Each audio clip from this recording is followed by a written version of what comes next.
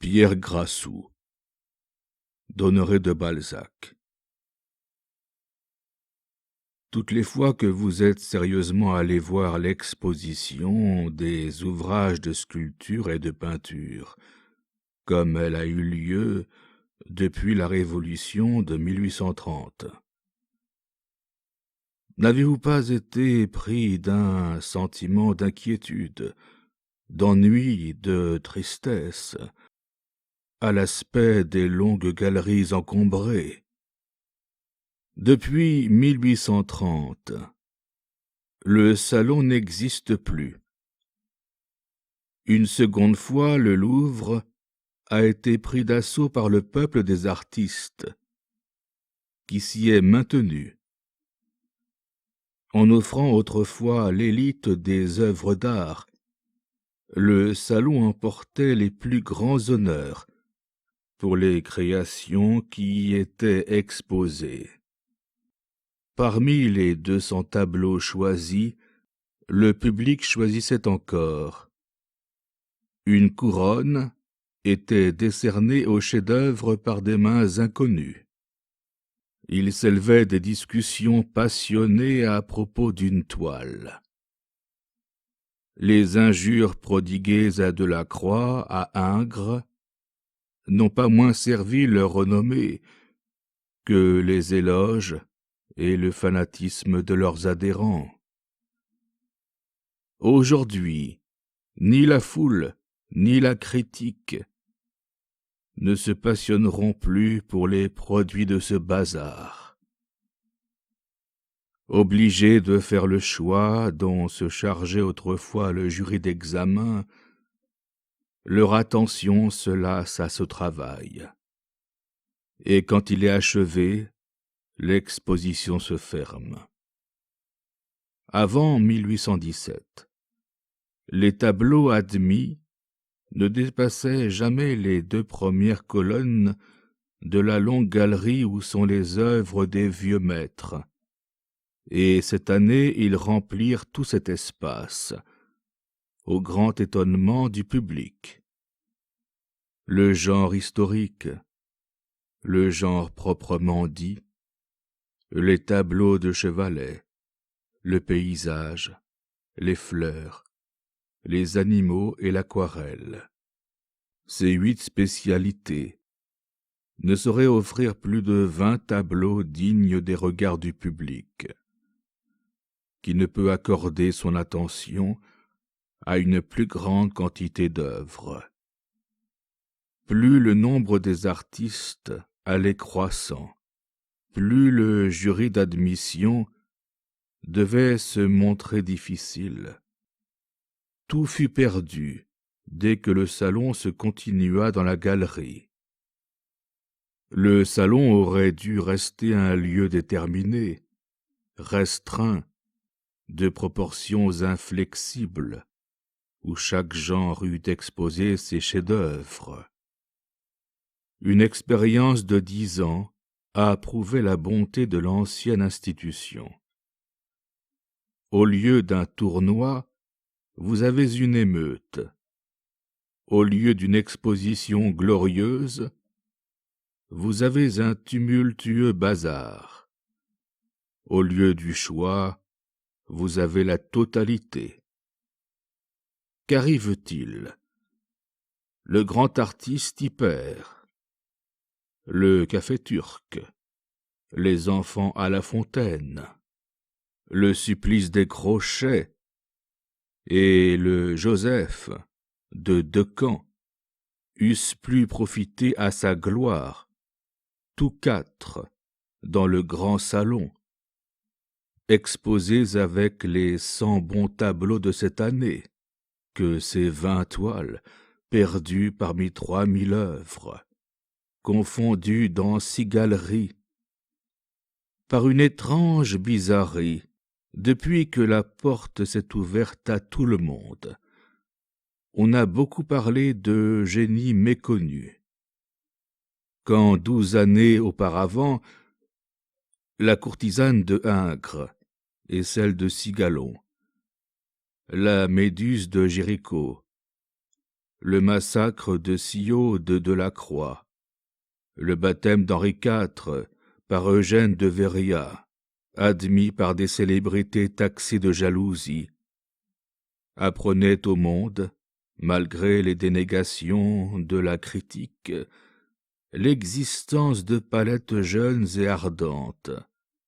Il ne s'élevait aucune plainte. Maintenant que le moindre gâcheur de toile peut envoyer son œuvre, il n'est question que de gens incompris. Là où il n'y a plus jugement, il n'y a plus de choses jugées.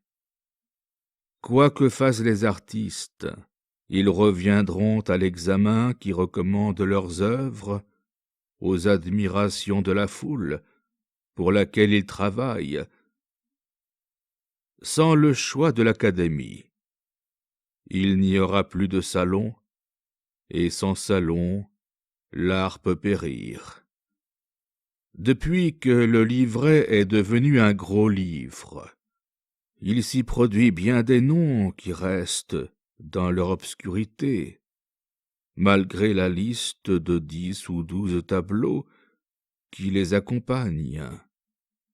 Parmi ces noms, le plus inconnu peut-être est celui d'un artiste nommé Pierre Grassou, venu de Fougères, appelé plus simplement Fougère dans le monde artiste, qui tient aujourd'hui beaucoup de place au soleil et qui suggère les amères réflexions par lesquelles commence l'esquisse de sa vie, applicable à quelques autres individus de la tribu des artistes.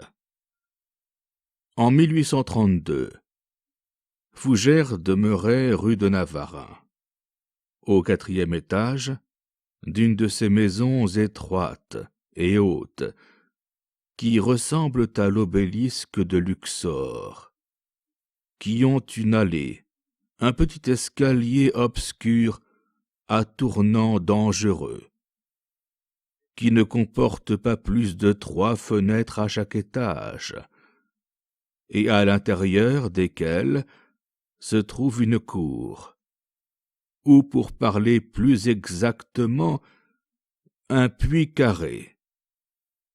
Au-dessus des 3 ou 4 pièces de l'appartement occupé par Grassou de Fougères s'étendait son atelier qui regardait Montmartre. L'atelier peint en fond de briques, le carreau soigneusement mis en couleur brune et frotté, chaque chaise munie d'un petit tapis bordé, le canapé, simple d'ailleurs, mais propre comme celui de la chambre à coucher d'une épicière. Là, tout dénotait la vie méticuleuse des petits esprits et le soin d'un homme pauvre. Il y avait une commode pour serrer les effets d'atelier, une table à déjeuner, un buffet, un secrétaire, enfin, les ustensiles nécessaires au peintre, tous rangés et propres. Le poêle participait à ce système de soins hollandais, d'autant plus visible que la lumière pure et peu changeante du nord inondait de son jour net et froid cette immense pièce.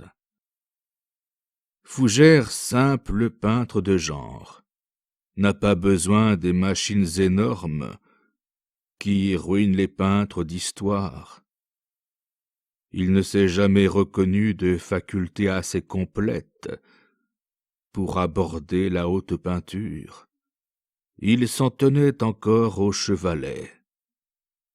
Au commencement du mois de décembre de cette année, époque à laquelle les bourgeois de Paris conçoivent périodiquement l'idée burlesque de perpétuer leur figure, déjà bien encombrante par elle-même Pierre Grassou, levé de bonne heure, préparait sa palette, allumait son poêle, mangeait une flûte trempée dans du lait et attendait pour travailler que le dégel de ses carreaux laissât passer le jour. Il faisait sec et beau.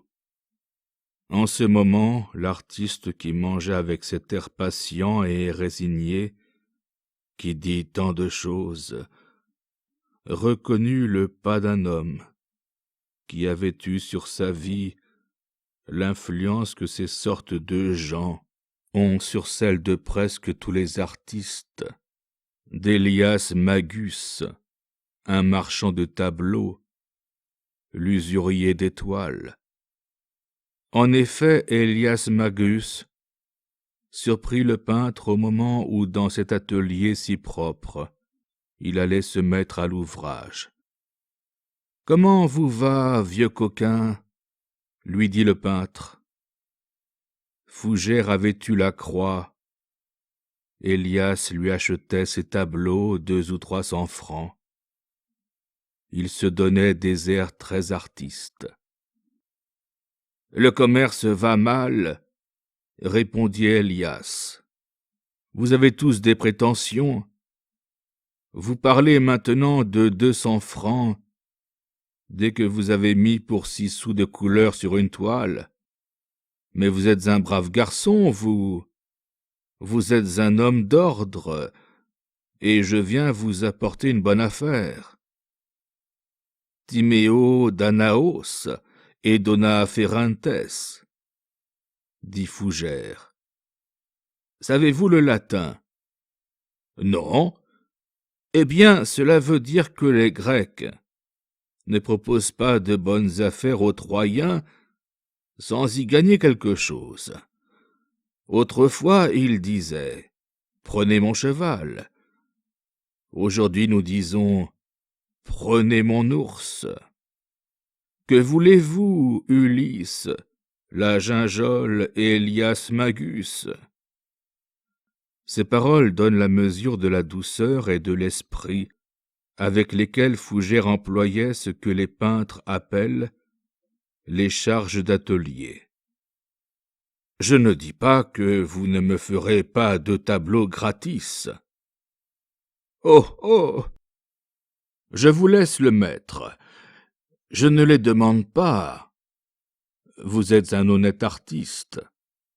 Au fait, eh bien, j'amène un père, une mère et une fille unique. Tous uniques? Ma foi, oui, et dont les portraits sont à faire. Et ces bourgeois, fous des arts, n'ont jamais osé s'aventurer dans un atelier. La fille a une dot de 100 000 francs. Vous pouvez bien peindre ces gens-là. Ce sera peut-être pour vous des portraits de famille. Ce vieux bois d'Allemagne, qui passe pour un homme et qui se nomme Elias Magus, s'interrompit pour rire d'un sourire sec, dont les éclats épouvantèrent le peintre. Il crut entendre Méphistophélès parlant mariage. Les portraits sont payés 500 francs pièce. Vous pouvez me faire 3 tableaux. Mais oui, dit gaiement Fougère. Et si vous épousez la fille, vous ne m'oublierez pas. Me marier, moi? S'écria Pierre Grassou. Moi qui ai l'habitude de me coucher tout seul, de me lever de bon matin, qui ai ma vie arrangée. 100 000 francs, dit Magus, et une fille douce, pleine de tons dorés comme un vrai Titien. Quelle est la position de ces gens-là? Anciens négociants, pour le moment aimant les arts, ayant maison de campagne à Ville-d'Avray, et 10 ou 12 000 livres de rente. Quel commerce ont-ils fait? Les bouteilles. Ne dites pas ce mot. Il me semble entendre couper des bouchons, et mes dents s'agacent. Faut-il les amener? 3 portraits. Je les mettrai au salon. Je pourrais me lancer dans le portrait. Eh bien, oui. Le vieil Élias descendit pour aller chercher la famille Vervel. Pour savoir à quel point la proposition allait agir sur le peintre, et quel effet devait produire sur lui les sieurs et dames Vervel, ornés de leur fille unique, il est nécessaire de jeter un coup d'œil sur la vie antérieure de Pierre Grassou de Fougères. Élève, Fougères avait étudié le dessin chez Servin, qui passait dans le monde académique pour un grand dessinateur. Après, il était allé chez Schiner, y surprendre les secrets de cette puissante et magnifique couleur qui distingue ce maître. Le maître, les élèves, tout y avait été discret. Pierre n'y avait rien surpris. De là, Fougères avait passé dans l'atelier de Sommervieux, pour se familiariser avec cette partie de l'art nommée la composition. Mais la composition fut sauvage et farouche pour lui. Puis il avait essayé d'arracher à Granet, à Drolling, le mystère de leurs effets d'intérieur. Ces 2 maîtres ne s'étaient rien laissé dérober. Enfin, Fougères avait terminé son éducation chez Duval-le-Camus. Durant ses études et ses différentes transformations, Fougères eut des mœurs tranquilles et rangées, qui fournissaient matière aux railleries des différents ateliers où il séjournait. Mais partout il désarma ses camarades par sa modestie, par une patience et une douceur d'agneau. Les maîtres n'eurent aucune sympathie pour ce brave garçon. Les maîtres aiment les sujets brillants, les esprits excentriques, drôlatiques, fougueux ou sombres et profondément réfléchis, qui dénotent un talent futur. Tout en Fougères annonçait la médiocrité. Son surnom de Fougère, celui du peintre dans la pièce d'Églantine, fut la source de 1000 avanies. Mais par la force des choses, il accepta le nom de la ville où il avait vu le jour. Grassou de Fougères ressemblait à son nom. Grassouillet est d'une taille médiocre. Il avait le teint fade, les yeux bruns, les cheveux noirs, le nez en trompette, une bouche assez large et les oreilles longues. Son air doux, passif et résigné relevait peu ces traits principaux de sa physionomie pleine de santé, mais sans action. Il ne devait être tourmenté ni par cette abondance de sang, ni par cette violence de pensée, ni par cette verve comique à laquelle se reconnaissent les grands artistes.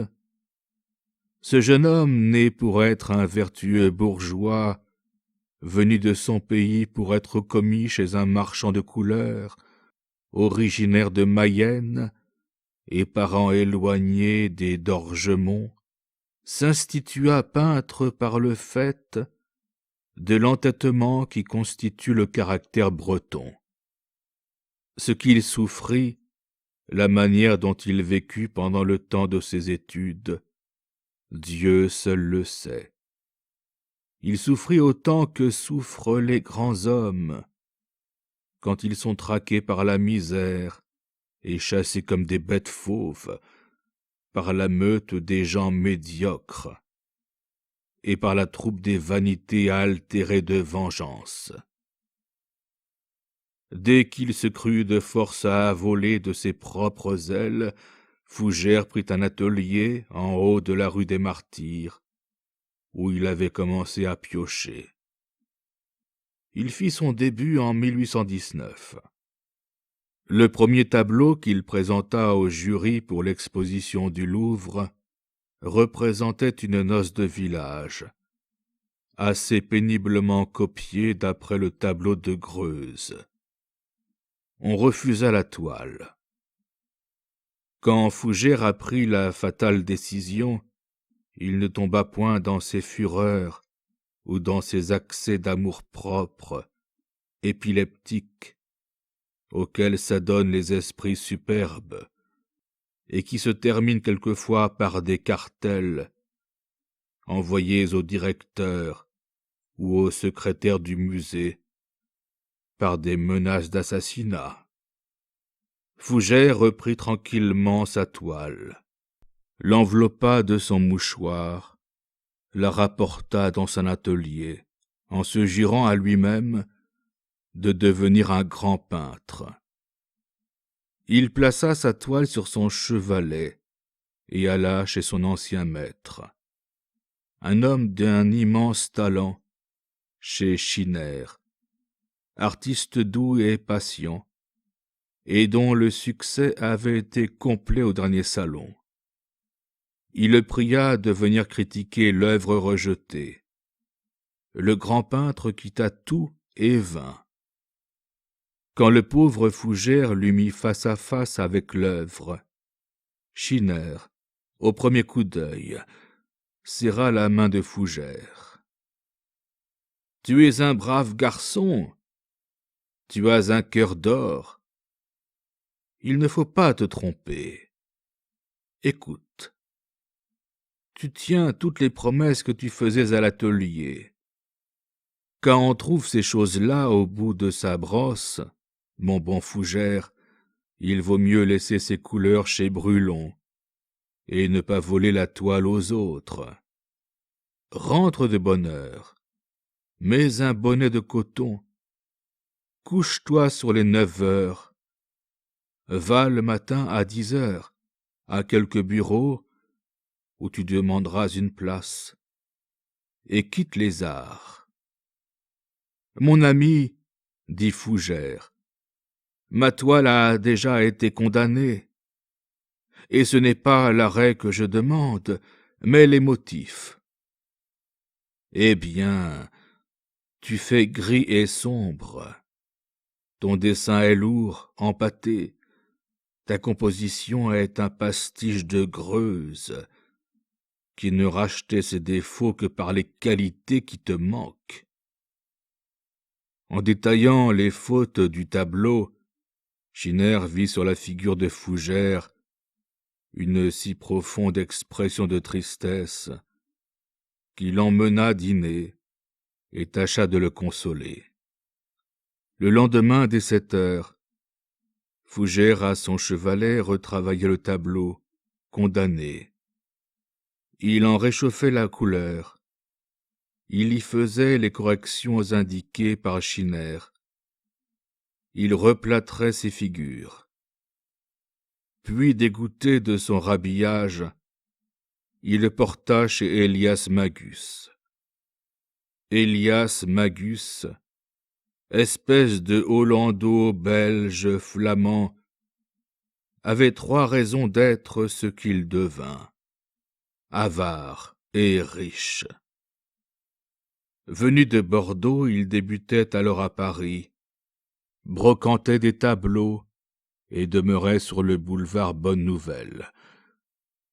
Fougère, qui comptait sur sa palette pour aller chez le boulanger, mangea très intrépidement du pain et des noix, ou du pain et du lait, ou du pain et des cerises, ou du pain et du fromage, selon les saisons. Elias Magus, à qui Pierre offrit sa première toile, la guigna longtemps. Il en donna 15 francs. Avec 15 francs de recettes par an et 1000 francs de dépenses, dit Fougère en souriant, on va vite et loin. Elias Magus fit un geste.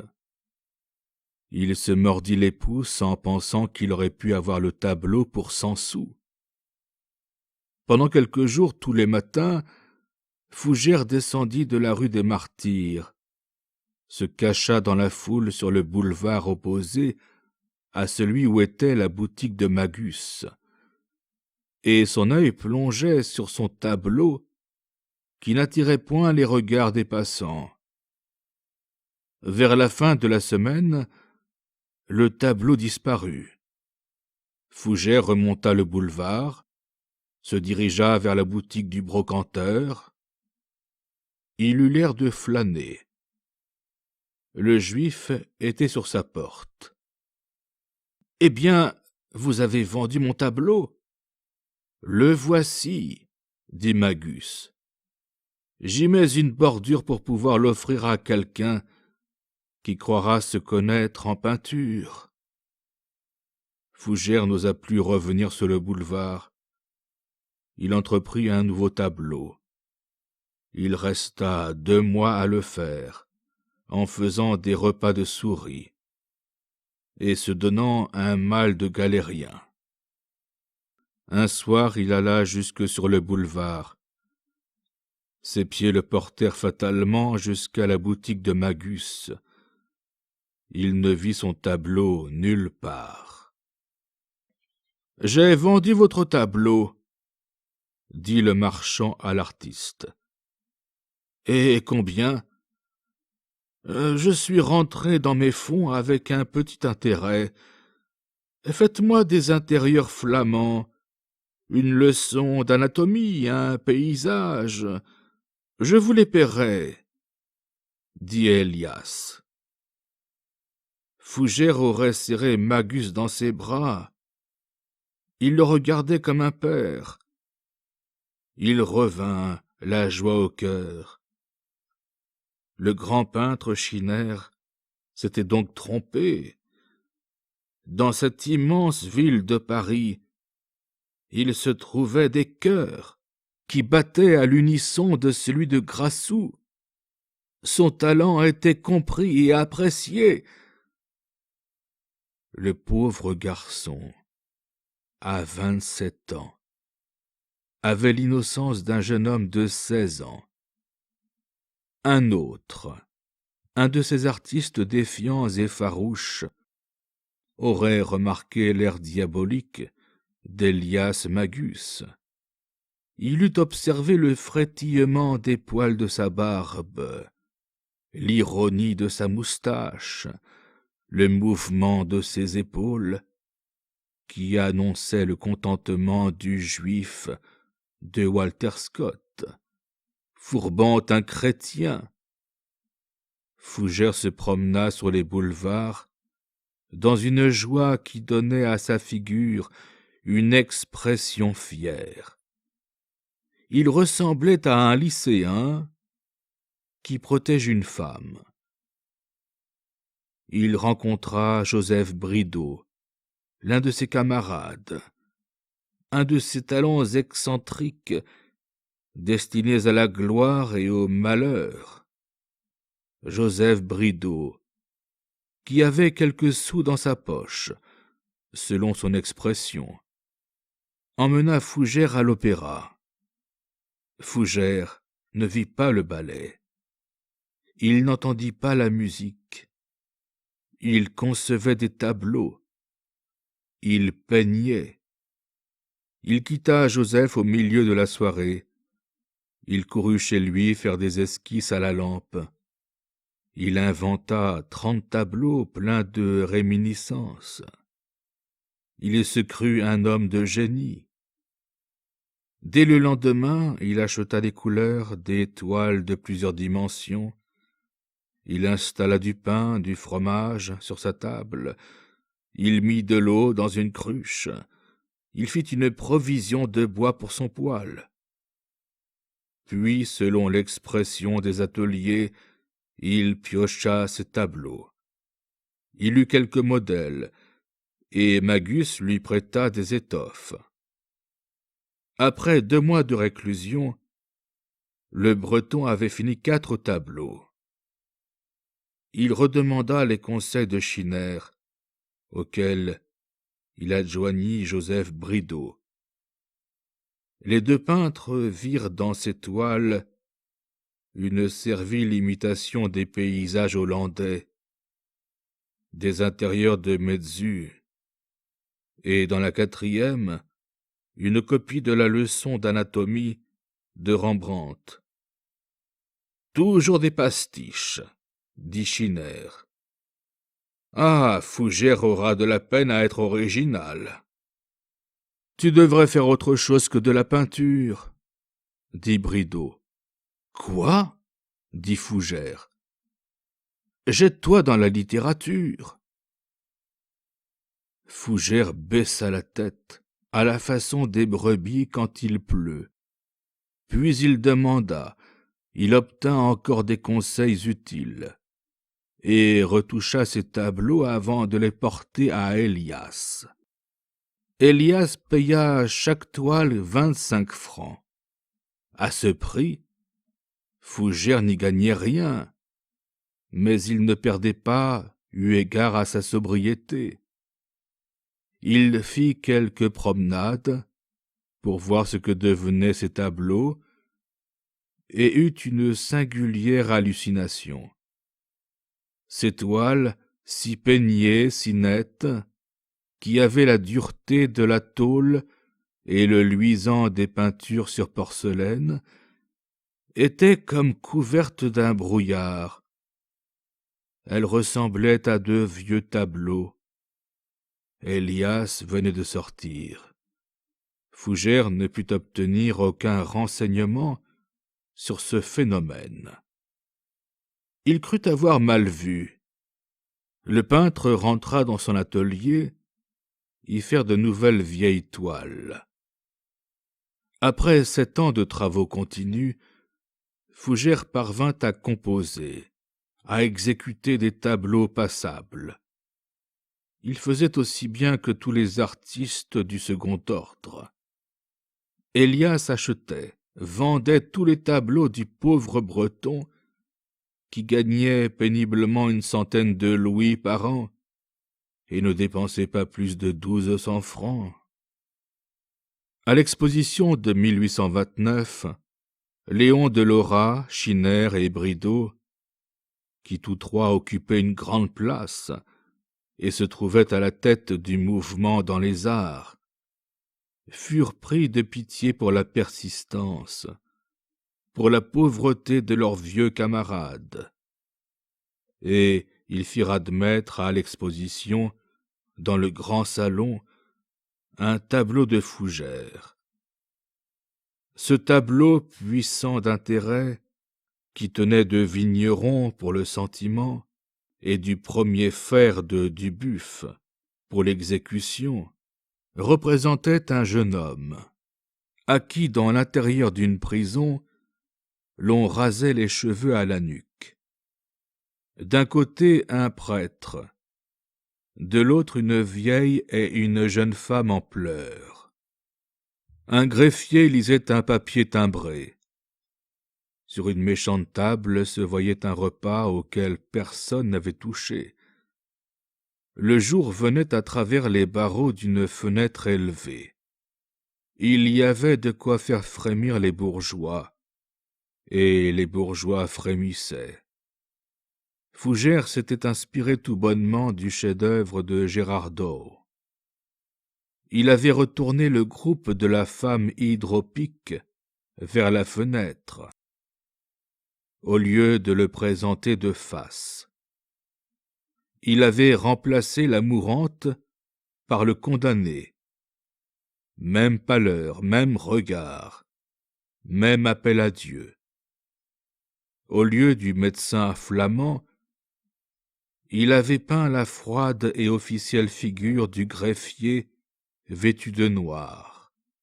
Mais il avait ajouté une vieille femme auprès de la jeune fille de Gérardot. Enfin, la figure cruellement bonasse du bourreau dominait ce groupe. Ce plagiat, très habilement déguisé, ne fut point reconnu. Le livret contenait ceci: 510 Grassou de Fougères, Pierre, rue de Navarin, 27. La toilette d'un chouan, condamné à mort en 1809.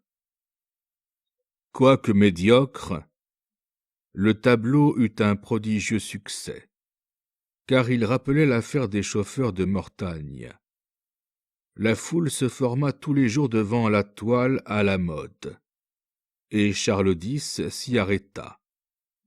Madame, instruite de la vie patiente de ce pauvre Breton, s'enthousiasma pour le Breton. Le duc d'Orléans marchant à la toile. Les ecclésiastiques dirent à Madame la Dauphine que le sujet était plein de bonnes pensées. Il y régnait, en effet, un air religieux très satisfaisant. Monsieur le Dauphin admira la poussière des carreaux, une grosse lourde faute, car Fougères avait répandu des teintes verdâtres qui annonçaient de l'humidité au bas des murs. Madame acheta le tableau 1000 francs. Le Dauphin en commanda un autre. Charles X donna la croix au fils du paysan qui s'était jadis battu pour la cause royale en 1799. Joseph Bridau, le grand peintre, ne fut pas décoré. Le ministre de l'Intérieur commanda 2 tableaux d'église à Fougères. Ce salon fut pour Pierre Grassou toute sa fortune, sa gloire, son avenir, sa vie. Inventer en toute chose, c'est vouloir mourir à petit feu. Copier, c'est vivre.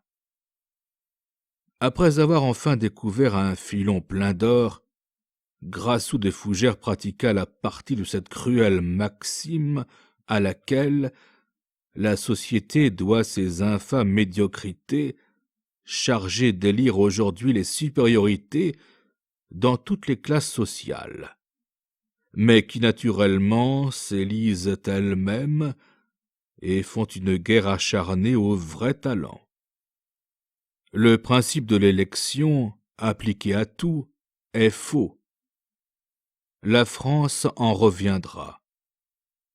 Néanmoins, la modestie, la simplicité, la surprise du bon et doux Fougères firent taire les récriminations et l'envie.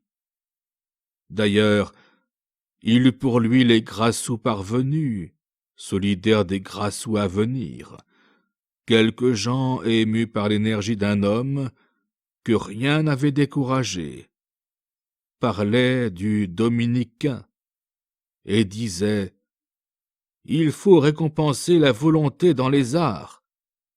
Grassou n'a pas volé son succès. Voilà 10 ans qu'il pioche, pauvre bonhomme. » Cette exclamation de pauvre bonhomme était pour la moitié dans les adhésions et les félicitations que recevait le peintre.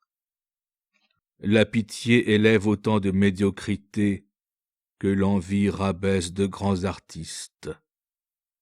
Les journaux n'avaient pas épargné les critiques, mais le chevalier Fougères les digéra comme il digérait les conseils de ses amis, avec une patience angélique.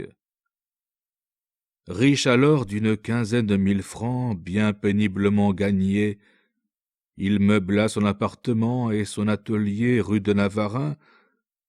Il y fit le tableau demandé par monseigneur le Dauphin et les 2 tableaux d'église commandés par le ministère, à jour fixe, avec une régularité désespérante pour la caisse du ministère, habituée à d'autres façons. Mais admirez le bonheur des gens qui ont de l'ordre. S'il avait tardé, Grassou, surpris par la Révolution de Juillet, n'eût pas été payé. À 37 ans, Fougères avait fabriqué pour Elias Magus, environ 200 tableaux complètement inconnus, mais à l'aide desquels il était parvenu à cette manière satisfaisante, à ce point d'exécution qui fait hausser les épaules à l'artiste et que chérit la bourgeoisie. Fougère était cher à ses amis par une rectitude d'idées, par une sécurité de sentiments, une obligeance parfaite, une grande loyauté. S'ils n'avaient aucune estime pour la palette, ils aimaient l'homme qui la tenait. Quel malheur que Fougère ait le vice de la peinture, se disaient ses camarades. Néanmoins, Grassou donnait des conseils excellents, semblables à ces feuilletonistes incapables d'écrire un livre, et qui savent très bien par où pêchent les livres. Mais il y avait entre les critiques littéraires et Fougère une différence. Il était éminemment sensible aux beautés, il les reconnaissait, et ses conseils étaient empreints d'un sentiment de justice qui faisait accepter la justesse de ses remarques. Depuis la Révolution de Juillet, Fougère présentait à chaque exposition une dizaine de tableaux, parmi lesquels le jury en admettait 4 ou 5. Il vivait avec la plus rigide économie, et tout son domestique consistait dans une femme de ménage. Pour toute distraction, il visitait ses amis, il allait voir les objets d'art, il se permettait quelques petits voyages en France, il projetait d'aller chercher des inspirations en Suisse. Ce détestable artiste était un excellent citoyen. Il montait sa garde, allait aux revues, payait son loyer et ses consommations avec l'exactitude la plus bourgeoise. Ayant vécu dans le travail et dans la misère, il n'avait jamais eu le temps d'aimer. Jusqu'alors, garçon et pauvre, il ne se souciait point de compliquer son existence si simple, incapable d'inventer une manière d'augmenter sa fortune. Il portait tous les 3 mois chez son notaire Cardot ses économies et ses gains du trimestre. Quand le notaire avait à Grassou 1000 écus, il les plaçait par première hypothèque, avec subrogation dans les droits de la femme, si l'emprunteur était marié, ou subrogation dans les droits du vendeur, si l'emprunteur avait un prix à payer. Le notaire touchait lui-même les intérêts et les joignait aux remises partielles faites par Grassou des Fougères. Le peintre attendait le fortuné moment où ses contrats arriveraient au chiffre imposant de 2000 francs de rente, pour se donner l'otium cum dignitat de l'artiste, et faire des tableaux. Oh, mais des tableaux! Enfin, de vrais tableaux, des tableaux finis, chouettes, Koksnov et Choknosov. Son avenir, ses rêves de bonheur, le superlatif de ses espérances, voulez-vous le savoir? C'était d'entrer à l'Institut et d'avoir la rosette des officiers de la Légion d'honneur, s'asseoir à côté de Schiner et de Léon de Lora, arriver à l'Académie avant Brideau, avoir une rosette à sa boutonnière. Quel rêve! Il n'y a que les gens médiocres pour penser à tout. En entendant le bruit des plusieurs pas dans l'escalier, Fougère se rehaussa le toupet, boutonna sa veste de velours vert bouteille, et ne fut pas médiocrement surpris de voir entrer une figure vulgairement appelée un melon dans les ateliers. Ce fruit surmontait une citrouille, vêtue de drap bleu, ornée d'un paquet de breloques tintinnabulants. Le melon soufflait comme un marsouin. La citrouille marchait sur des navets, improprement appelés des jambes. Un vrai peintre aurait fait ainsi la charge du petit marchand de bouteilles et l'eût mis immédiatement à la porte en lui disant qu'il ne peignait pas les légumes. Fougère regarda la pratique sans rire, car M. Vervel présentait un diamant de 1000 écus à sa chemise. Fougère regarda Magus et dit « Il n'y a gras !» en employant un mot d'argot alors à la mode dans les ateliers. En entendant ce mot, M. Vervel fronça les sourcils. Ce bourgeois attirait à lui une autre complication de légumes dans la personne de sa femme et de sa fille. La femme avait sur la figure un acajou répandu. Elle ressemblait à une noix de coco surmontée d'une tête et serrée par une ceinture. Elle pivotait sur ses pieds. Sa robe était jaune, à raies noires. Elle produisait orgueilleusement des mitaines extravagantes sur des mains enflées comme les gants d'une enseigne. Les plumes du convoi de première classe flottaient sur un chapeau extravasé. Des dentelles paraient des épaules aussi bombées par derrière que par devant. Ainsi la forme sphérique du coco était parfaite. Les pieds, du genre de ceux que les peintres appellent des abatis, étaient ornés d'un bourrelet de 6 lignes au-dessus du cuir verni des souliers. Comment les pieds y étaient-ils entrés? On ne sait.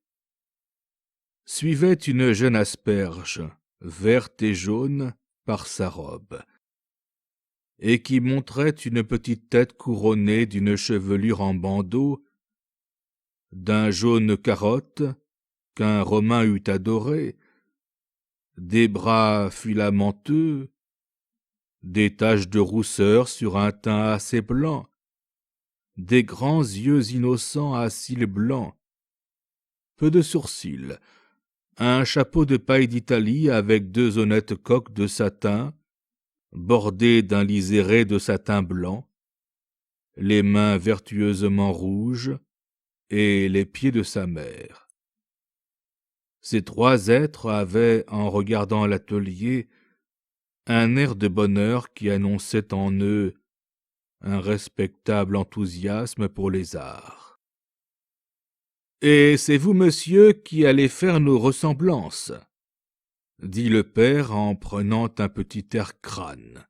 « Oui, monsieur, » répondit Grassou. « Vervel, il a la croix, » dit tout bas la femme à son mari, pendant que le peintre avait le dos tourné. « Est-ce que j'aurais fait faire nos portraits par un artiste qui ne serait pas décoré ?» dit l'ancien marchand de bouchons.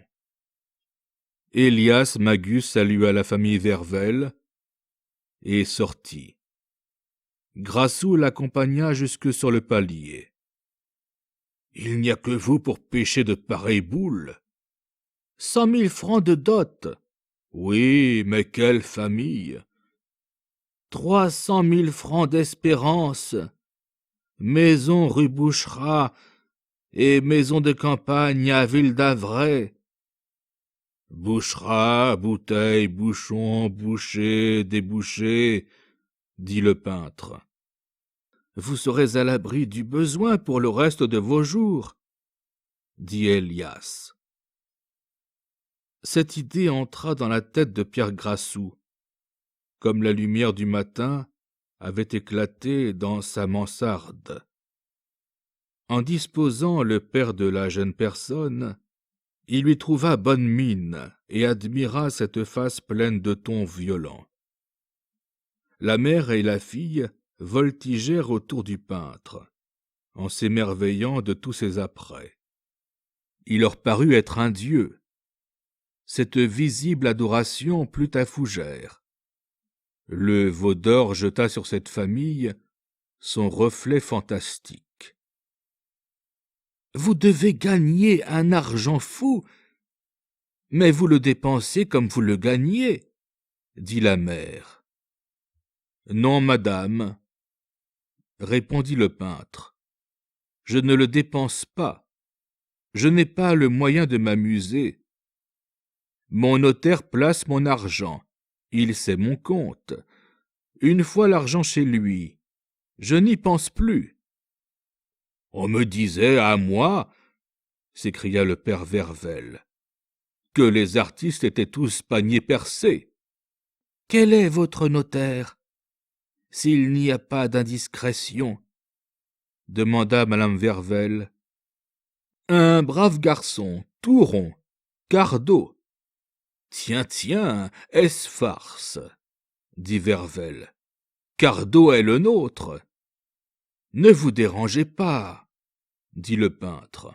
« Mais tiens-toi donc tranquille, Anténor, » dit la femme.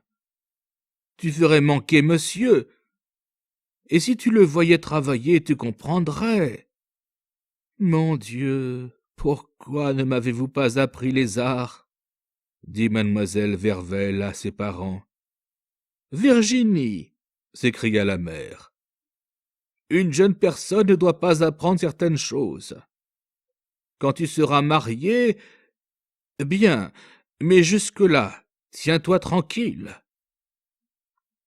Pendant cette première séance, la famille Vervel se familiarisa presque avec l'honnête artiste. Elle dut revenir 2 jours après. En sortant, le père et la mère dirent à Virginie d'aller devant eux. Mais malgré la distance, elle entendit ces mots dont le sens devait éveiller sa curiosité. Un homme décoré, 37 ans, un artiste qui a des commandes, qui place son argent chez notre notaire. Consultons Cardot, hein, s'appelait madame de Fougère. Ça n'a pas l'air d'être un méchant homme. Tu me diras un commerçant, mais un commerçant, tant qu'il n'est pas retiré, vous ne savez pas ce que peut devenir votre fille. Tandis qu'un artiste économe, puis nous aimons les arts. Enfin. Pierre Grassou, pendant que la famille Vervel le discutait la famille Vervel. Il lui fut impossible de demeurer en paix dans son atelier.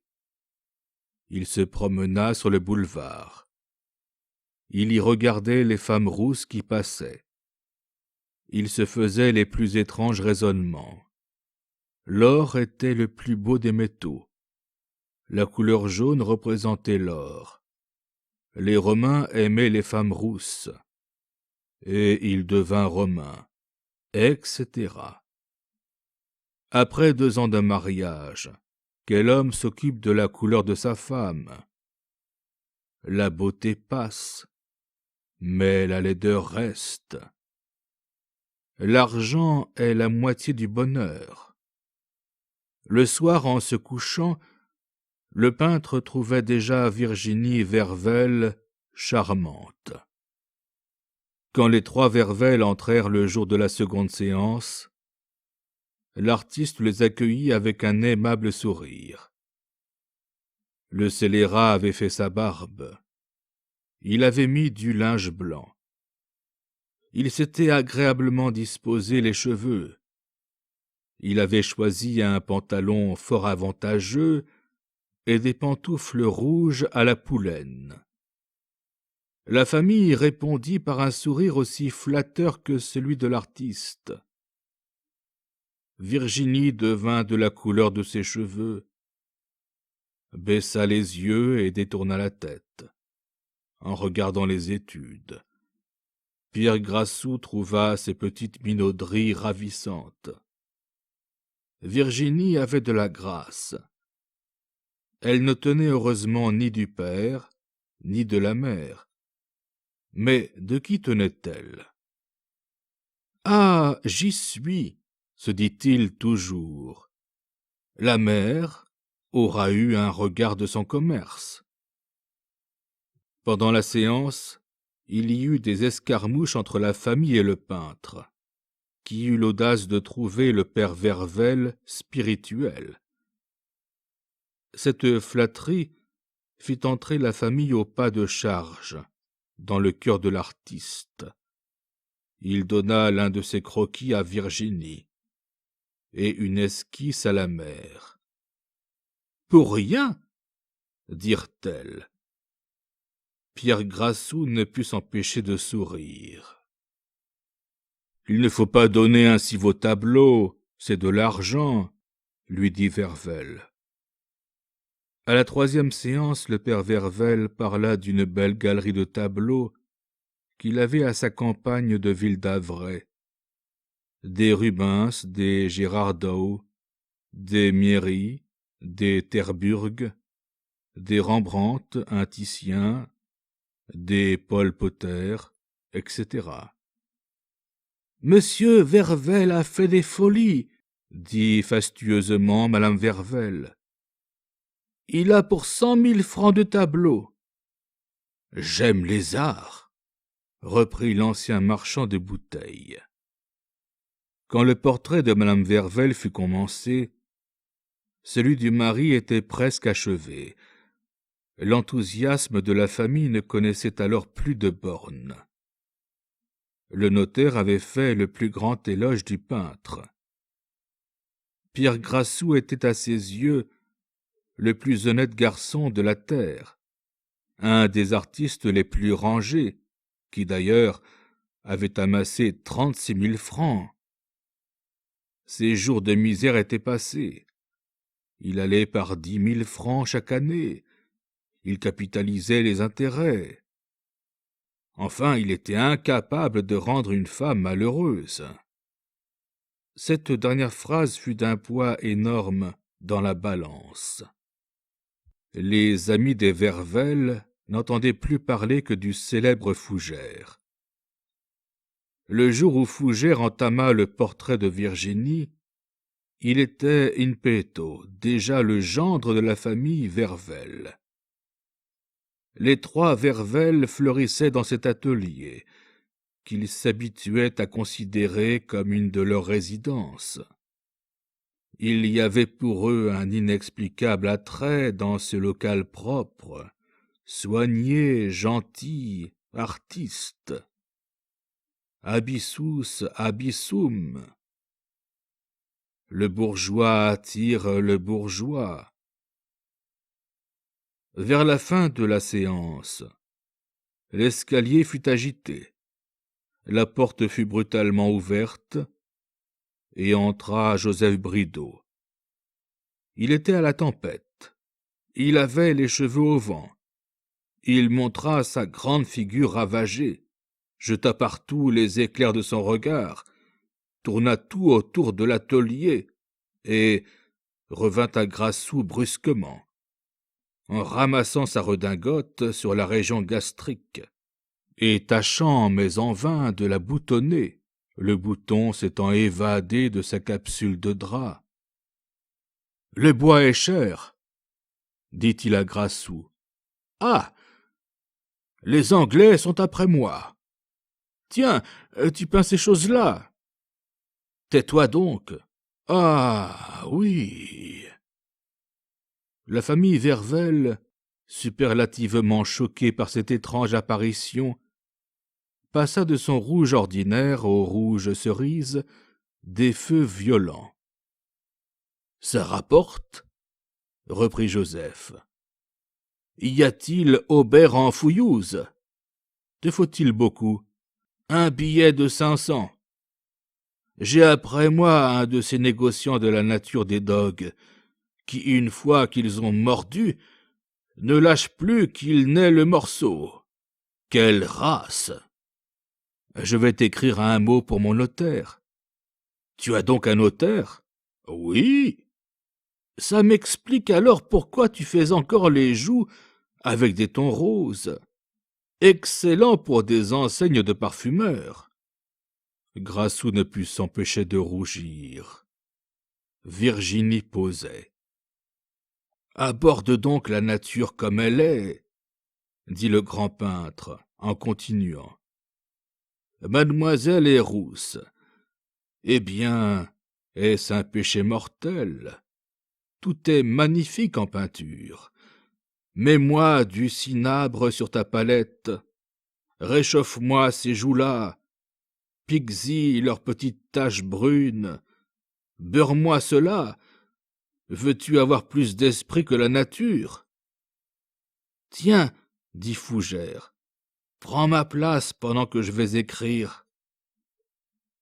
Vervel roula jusqu'à la table et s'approcha de l'oreille de Grassou.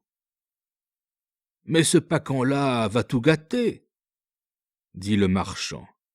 « S'il voulait faire le portrait de votre Virginie, il vaudrait 1000 fois le mien, » répondit Fougère, indigné.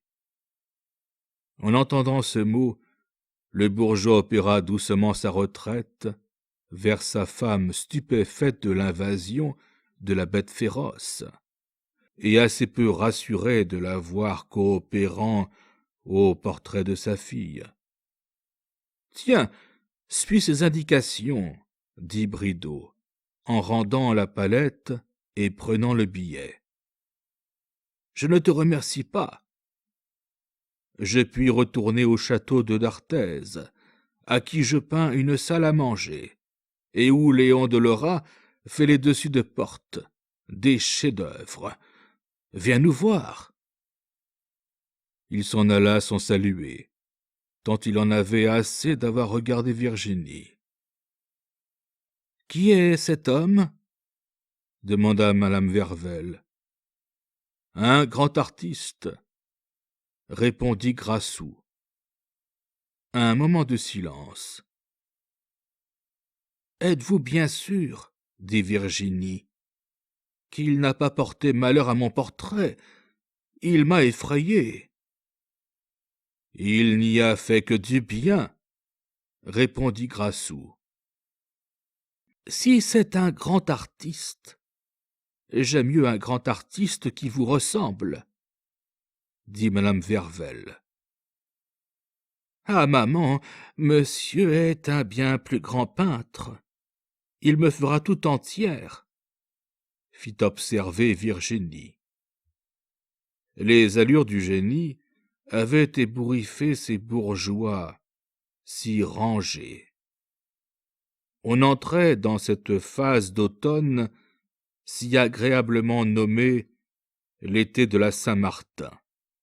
Ce fut avec la timidité du néophyte en présence d'un homme de génie que Vervel risqua une invitation de venir à sa maison de campagne dimanche prochain. Il savait combien peu d'attrait une famille bourgeoise offrait à un artiste.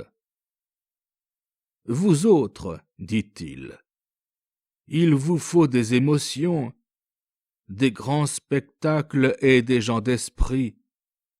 Mais il y aura de bons vins, et je compte sur ma galerie pour vous compenser l'ennui qu'un artiste comme vous pourra éprouver parmi des négociants. » Cette idolâtrie qui caressait exclusivement son amour-propre charma le pauvre Pierre Grassou, si peu accoutumé à recevoir de tels compliments. L'honnête artiste, cette infâme médiocrité, ce cœur d'or, cette loyale vie, ce stupide dessinateur, ce brave garçon, décoré de l'ordre royal de la Légion d'honneur, se mit sous les armes pour aller jouir des derniers beaux jours de l'année à Ville-d'Avray. Le peintre vint modestement par la voiture publique et ne put s'empêcher d'admirer le beau pavillon du marchand de bouteilles, jeté au milieu d'un parc de 5 arpents, au sommet de Ville-d'Avray, au plus beau point de vue. Épouser Virginie, c'était avoir cette belle villa quelques jours. il fut reçu par les Vervelle avec un enthousiasme, une joie, une bonhomie, une franche bêtise bourgeoise qui le confondirent. Ce fut un jour de triomphe. On promena le futur dans les allées couleur Nankin, qui avaient été ratissées comme elles devaient l'être pour un grand homme. Les arbres même avaient un air peigné. Les gazons étaient fauchés. L'air pur de la campagne amenait des odeurs de cuisine infiniment réjouissantes. Tout dans la maison disait « Nous avons un grand artiste ».